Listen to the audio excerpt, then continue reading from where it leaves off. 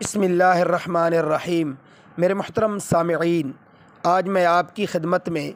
رمضان المبارک میں غسل کرنے کا طریقہ ذکر کروں گا، لیکن سب سے پہلے آپ یہ بات ذہن میں رکھیں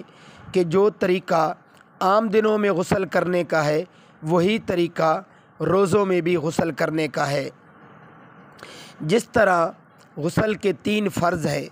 یعنی کلی کرنا، ناک میں پانی ڈالنا اور سارے جسم کے اوپر پانی کا بہانا، یہ 3 فرض روزوں میں بھی ہیں۔ لیکن روزوں میں صرف اتنی احتیاط کرنی ہے کہ جہاں ہم عام دنوں میں پانی خوب اچھی طرح حلق کی طرح پہنچانے کی کوشش کرتے ہیں، غرغرہ کرتے ہیں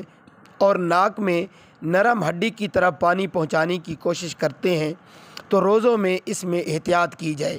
کیونکہ اگر ہم خوب اچھی طرح حلق کی طرف یا ناک میں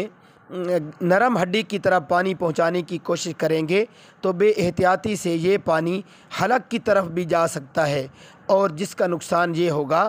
کہ ہمارا روزہ بھی فاسد ہو سکتا ہے۔ تو اللہ رب العزت مجھے آپ کو روزوں کا ادب و احترام اور روزوں کی